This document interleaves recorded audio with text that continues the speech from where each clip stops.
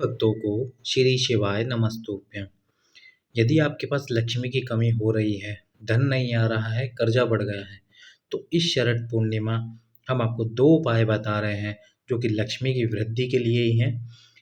यदि आपका कोई पैसा प्रेमवश ले गया है और वह आपको नहीं दे रहा है या लक्ष्मी की कमी हो रही है, तो आपको एक श्वेत वस्त्र लेना है, सफ़ेद वस्त्र लेना है।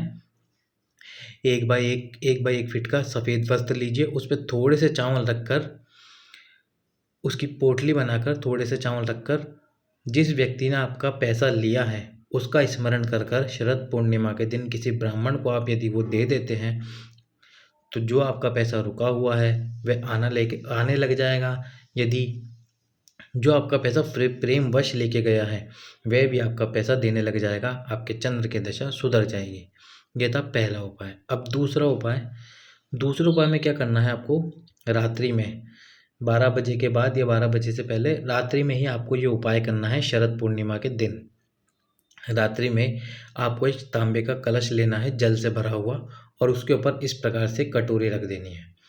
कटोरी रखने के बाद में उस कटोरी में आपको क्या करना है, एक लक्ष्मी जी की मूर्ति रखनी है। अगर आपके पास में लक्ष्मी जी की मूर्ति नहीं हो तो आप चांदी का सिक्का रख सकते हैं। चांदी का सिक्का रखने के बाद में आपको कुल 31 दीप लेने हैं मिट्टी के।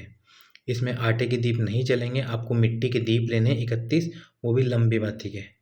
लंबी बाती के कुल 31 दीप लेने हैं आपको, और वो भी घी के दीप होने चाहिए, तेल के दीप नहीं। 31 दीप लंबी बाती के, और उन 31 दीपों में आपको एक एक कमलगट्टा डाल लेना है। जैसा आप स्क्रीन पर देख रहे हैं ये कमलगट्टा, तो आपको 31 कमलगट्टे 31 दीपों में डालने हैं एक एक करके।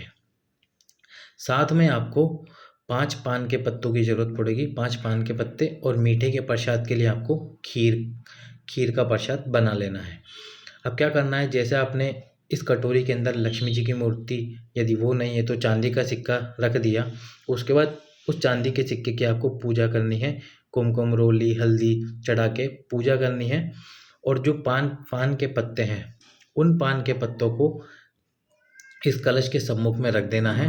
5 पान के पत्ते एक एक करके आपको कलश के सम्मुख में रख देने हैं। जैसे 1 पत्ता, 2 पत्ता, 3 पत्ता, 4 पत्ता, 5 पत्ता। इन 5 पत्तों पे आपको खीर रखनी है। जो आपने खीर का प्रसाद बनाया उस खीर को रखना है।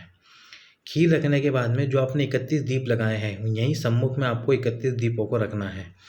पहले खीर का प्रसाद रखना है, उसके बाद में वो 31 दीप रखना है, और उन 31 दीपों को प्रज्वलित कर देना है। उन 31 दीप को जला देना है जिसमें आपने कमलगट्टा डाला है।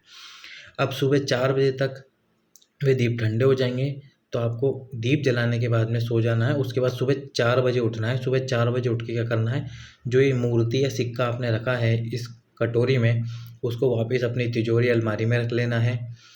और जो ये 31 दीप है ये ठंडे हो जाएंगे। यदि आप इनको पुनः काम में लेना चाहते हैं तो पुनः काम में ले सकते हैं, और यदि आप इनको ठंडे करना चाहते हैं तो किसी पेड़ के नीचे इनको ठंडा कर सकते हैं।